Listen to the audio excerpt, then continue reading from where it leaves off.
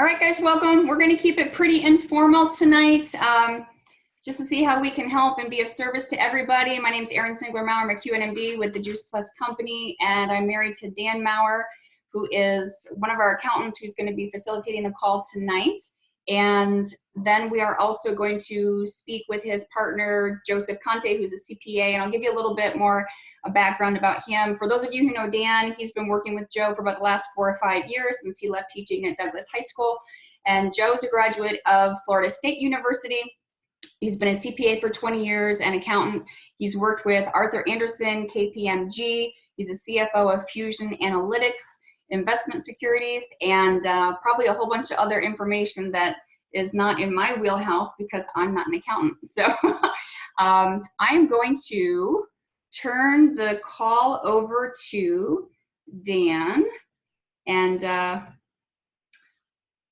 we will get going here.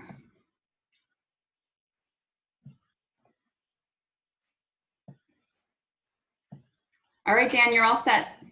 All right, awesome. Hi, everybody. A lot of familiar faces. I know a lot of you have reached out over the last couple of years and asked some questions and stuff like that. So we thought we'd jump up kind of here on a Zoom and just give you a quick informal information on taxes. But I really want to turn it over to my partner, who just is the man when it comes to taxes and knowing what to do in and out as either a sole proprietor or a business. That's my partner I work with for the last 5 years, and Joseph Conte. And what I'm going to do is I'm going to go ahead and let him go, and he'll let me know when to put on the presentation. Introduction, Dan and Erin, I appreciate that. Thanks everyone for joining us here tonight. I don't want to take too much of your time on a Wednesday night. I know this is an exciting topic, taxes, but I do want to make sure that we help give you some information that's going to really allow you to maximize the tax benefits of being an entrepreneur and a sole proprietor. So with that, we have a couple of slides that we're going to go through here, and then after we finish going through the slides, we can go into some questions and answers if you like, and we can just take it from there. How's that sound, Dan? You have the slide?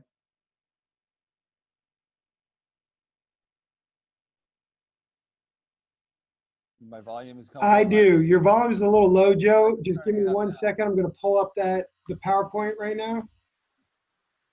I just turned the volume up. Neil, is that working better for you?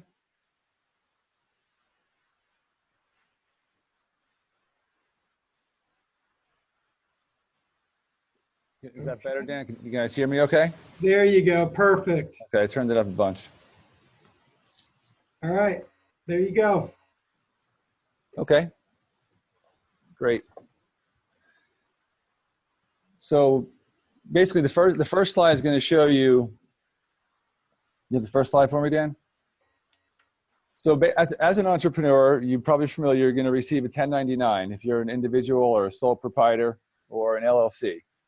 This is the document you would probably receive, something like this, that shows the box 7 where the non-employee compensation shows up. And that is right over here.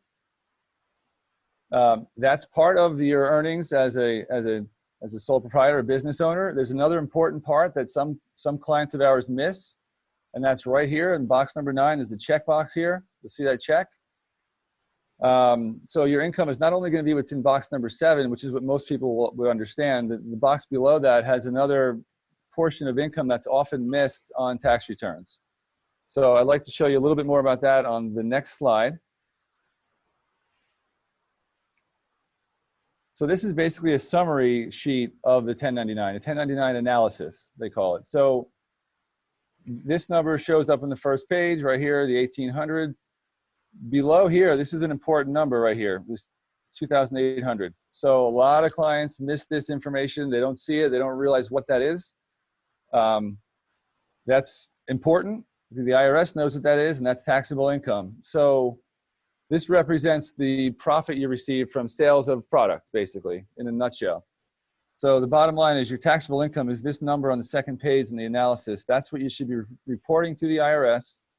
And that is really the starting point for where you can begin to deduct some business expenses, which we're going to get to in just a minute. Before we get there, I want to mention over here on the left-hand side, as a sole proprietor, which is what a lot of Juice Plus reps are the sole proprietors, which means you're not set up as a corporation. You're probably either an LLC or just an individual Schedule C on the tax return. What that means is all of this income here is subject to income tax, as well as self-employment tax, which is Medicare, Social Security tax. So we're going to come back to that a little bit later, but I wanted to just mention that this income here is, as I said here, is subject to income taxes as well as SE taxes. And that's a key point that we're going to come back to. So Dan, the next slide. This here is basically a general summary. Business expenses really could be anything that's reasonable and ordinary for the course of operating your specific business. So this is not an exhaustive list. It's a lot of the common ones that many people have. Essentially, how to answer this question, what are business expenses? It's anything that you come out of pocket, anything that you incur while you're conducting business, while you're generating business, while you're looking to prospect for business, basically all the above. It's not going to be the family vacation, those sorts of things, but travel to conferences, presentation, boot camps, all those things are deductible and they have a significant impact on your taxable income, reducing it. So that's just a brief summary there. Okay, so some of you out there might have corporations set up. Several clients do it that way, as in either an S Corp or a C Corp. The S Corp is probably a more favorable way to go for an entrepreneur. And there's a few reasons for it, and there's a few pros and cons really to each, to the S Corp or the sole proprietor, which is also known as a Schedule C. And we're going to talk a little bit about the pros and cons, which might be the best entity for you based on your specific business. So I wanted to generally speak about this slide, which if you're a corporation, Juice Plus or really any other entity is typically not going to issue you a 1099. They're not going to give you a document like we saw in the first slide that shows commissions, the gross profits in that format. It looks more like this. This is a summary analysis, and it shows the commissions, bonuses, as well. It shows much of the same information that the 1099 shows. It's just not reported to the IRS in the same way. Okay, so basically, what I really want to talk about, and really where we can help you with your tax bill and your tax rate, is talking about which is the best circumstance for you. Is it an LLC, is it an S Corp, or is it Schedule C, and why? You've probably done some research on this. You probably have read, quite a bit or heard quite a bit about it. There's really no one way or the other, but based on your circumstances, you can kind of help take you in the right direction on how to go here. So essentially, for a lot of people that are starting out and maybe don't have a significant income stream coming through, or they have a loss based on some of the business expenses they have as startup expenses, it makes the most sense to stay with a sole proprietorship or even an LLC, which is essentially a sole proprietorship owned by one person. So, and the reason being is they're simple, they're easy to set up, there's low cost. You don't have to pay someone like, lawyers or accountants really to do a lot of the documentation to set it up. The downside of having a sole proprietorship is the tax treatment is not favorable. The tax rates are essentially higher than what you'd have as an S Corp. So you might be asking, well, why isn't everyone go S Corp? And the reason for that is it might cost you $500 or whatever the number is to set up an S Corp through the state that you live in. It's going to take some more time and effort from a compliance perspective from taxes. You might have to hire an accountant to help you with the returns. There's a cost for that. So it doesn't always make sense for everyone just to start off from day one as an S Corp. The good thing is you can convert your LLC or your sole proprietorship into an S Corp when the time is right, when there's a need and when the cost benefit is in favor of doing that. Generally, what I would say to people is if there's gross profit, well, after expenses, let's say net profit taxable income of $25,000 or so, it's a good time to think about going S Corp. We're not going to get into all the technicalities of why, but I will just explain that the tax rate is lower on income generated by an S Corp. And I can explain to you quickly here. Basically, you're paying lower self-employment taxes. You're going to save, on $10,000, you'll probably save about $1,500 or so, between $1,000 and $1,500 in taxes, just by having the proper structure set up, the proper entity. So again, it doesn't make sense if you're just starting out with the loss or early stages, but if you have some income that's going to be taxed at $20,000, $25,000, it makes sense to think about converting to an S corporation. So depending on the state that you're in, you would do it through the Secretary of State's office. Here in Florida, it's pretty easy. There's a state site for Florida. Every state has one. It's not a terribly difficult process.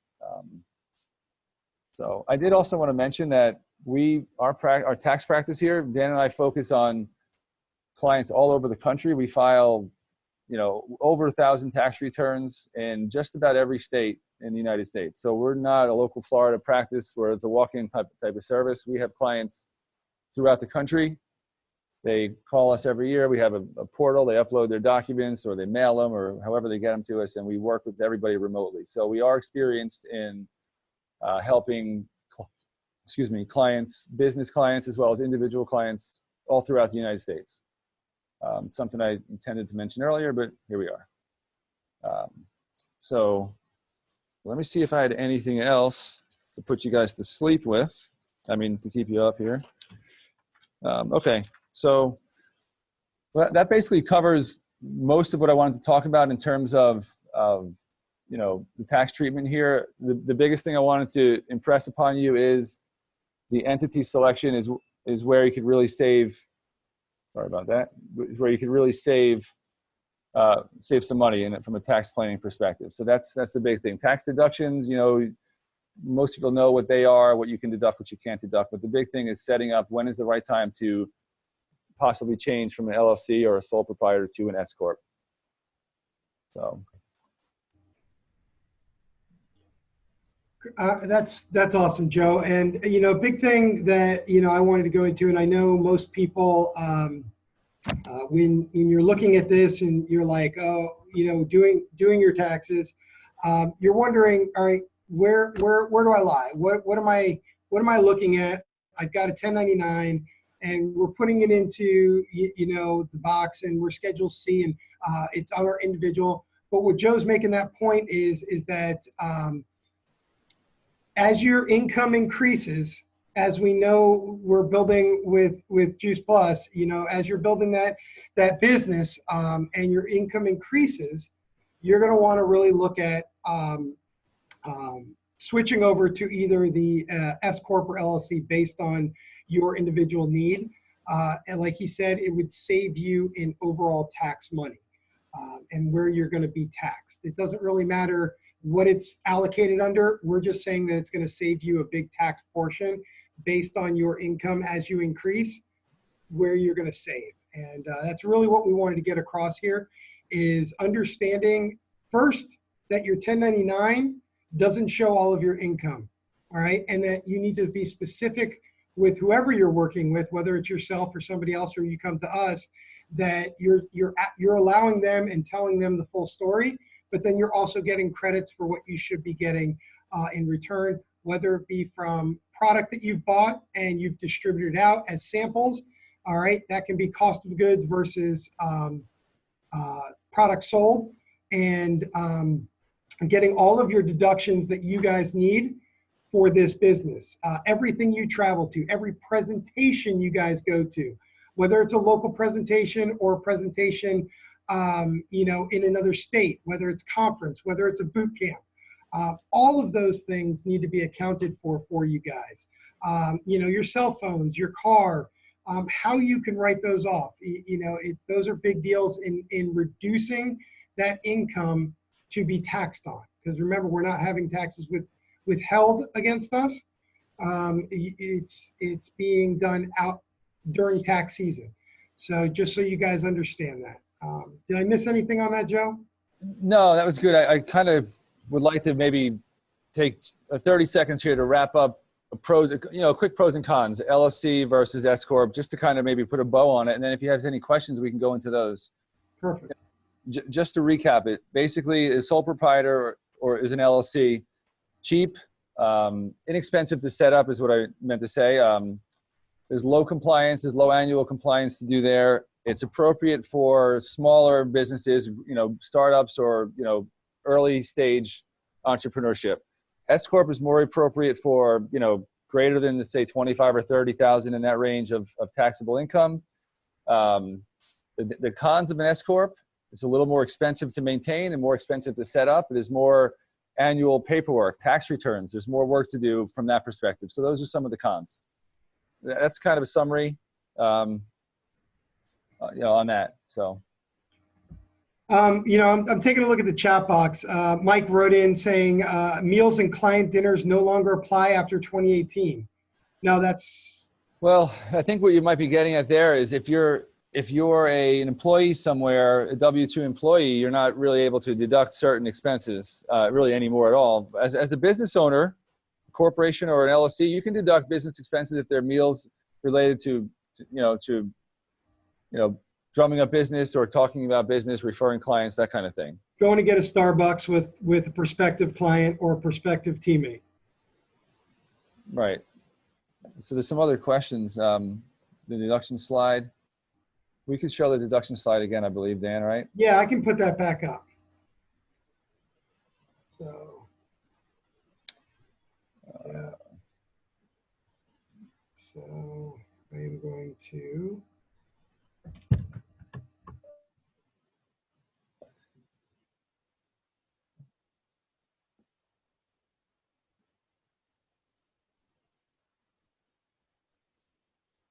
I would say, you guys still hear me? Yeah, we hear you. Yeah. Okay. So someone asked about networking conferences, or those are business expenses. You're there. So I see a B&I dues. Yes, that's an expense related to your business. It's deductible.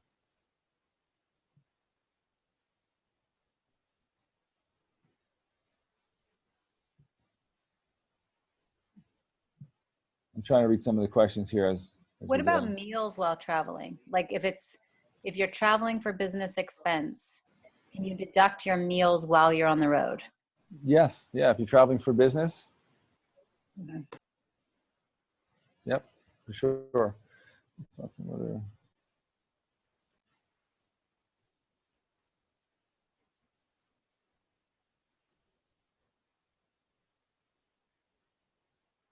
All right. I'm trying. There's one more question here. I'm trying to read it. It's kind of a long one.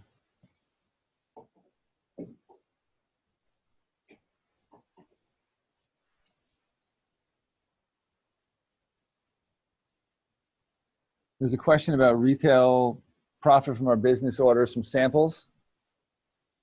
If you're receiving profit on any sales that's coming to your bank account, essentially it's income. I'm not sure if I'm answering the question, but any sales that you make that you're receiving compensation for would be taxable.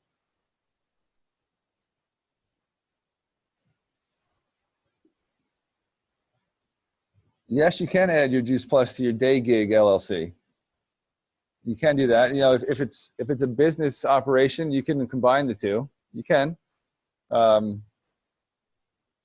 no need to set up a new company just to do that if you have more than one business line or business interest. I think that's what Kimber was asking. Even if your day gig is not health related.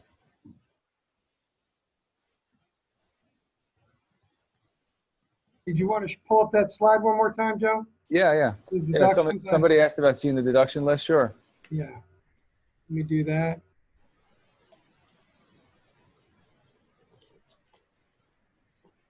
So there's a question here on the slide here that shows the household bills, internet, electricity, things like that.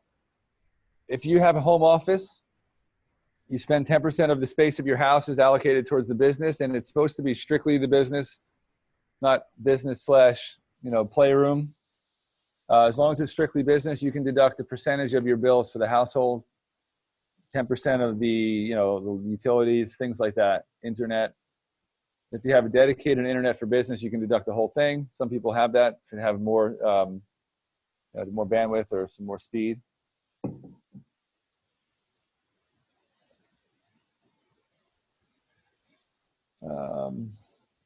A gym membership or athletic club membership for prospecting. Yeah, I mean, if you're there, that's borderline. It might not, if it's probably not a significant expense, but that's sort of borderline. If you're going to the gym and looking for clients and prospects, if you're doing seminars there or doing presentations there, that makes it more likely to be, to qualify, pass muster. If I make decent income but do not own a house or property, does it still make sense to do an LLC or S Corp? Yeah, in that case, it might make more sense, or just as much sense. You're not going to have itemized deductions on your 1040. But if you have business expenses, business income, above, the number 20, 25, 30,000 in that range, that's when you should start looking at going S Corp versus LLC. Just to clarify, an LLC, if you're a sole proprietor, that's the same thing as basically an LLC. It's an LLC that you own 100% of. So they're one and the same for what we're talking about from a tax perspective. From a legal perspective, there's some differences, but strictly from taxes, the sole proprietor is an LLC, basically.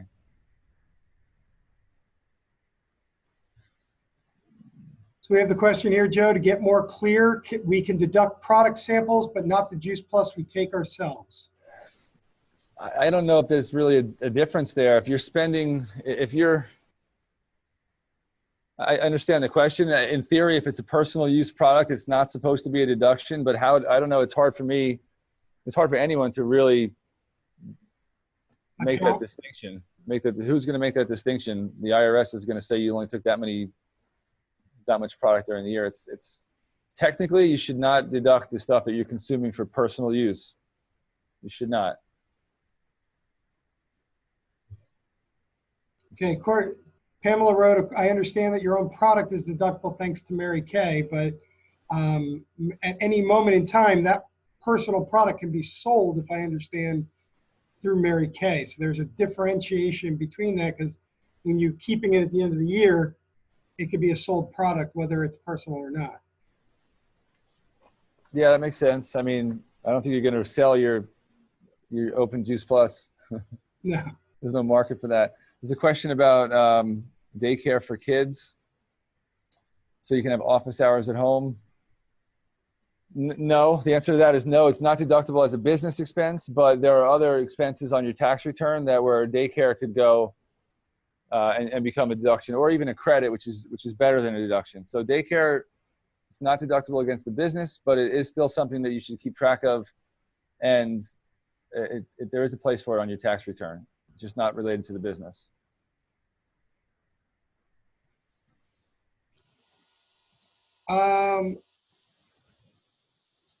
Mary, are you talking about, you say all the products, you're talking about Juice Plus itself or promotional products? Or, again, that's the double-edged sword Joe was just talking about with, if you're personally consuming it, it shouldn't be a deduction. But again, how is the IRS going to determine how much you're taking versus what you might be using to give to people for samples?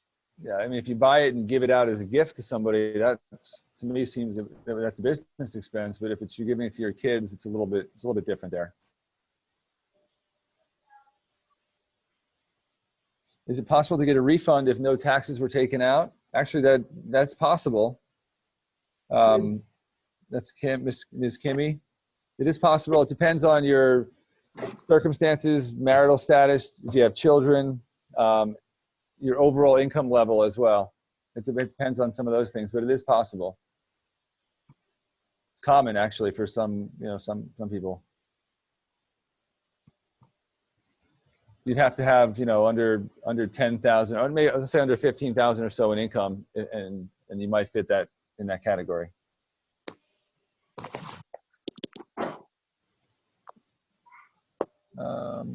Trying to get some of these questions. Someone sent you 10,000 in charitable donations. Yes, Julia asked a question about deductions, charitable donations. The answer to that is yeah, if you're married, there's a $12,000 standard deduction now. In order to claim charitable donations, mortgage interest, property taxes, it has to exceed $12,000 for a married couple. I'm sorry, $24,000 for a married couple, $12,000 for an individual. So yeah, the threshold is much higher now in order to be able to qualify for itemizing. But that's different from what we've been talking about. You're talking about standard deduction on your personal 1040. We're talking about business expenses that go against your Juice Plus self-employment income. So you don't have to have 10,000 in deductions on self-employment income. Anything qualifies. When listing expenses for conference, guys, it goes as a travel expense. You can lump them all together with boot camps, promotions, going to Prevention Plus events, just listing it as travel. And if you want to break it down versus airfare and stuff like that, you can. There will be, for car expenses, it can be either your total car expenses, which it goes into gas, repairs, and things like that, versus the mileage total. So if the mileage exceeds that cost, you're going to want to use mileage. And that's really where you're going to want to have that kind of estimate of what you drove for the year for your business. Yeah, I have an answer. Sherry asked a question a few minutes ago. And it's a question that says, is becoming an S Corp the same process in California as in Texas? If we may move, should we wait?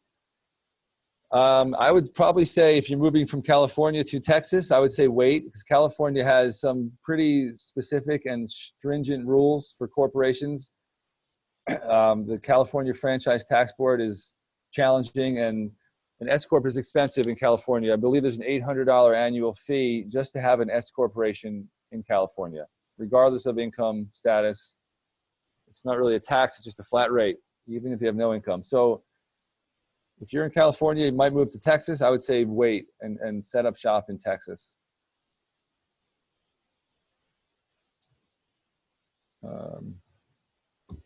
So any more questions? Give me the example of others.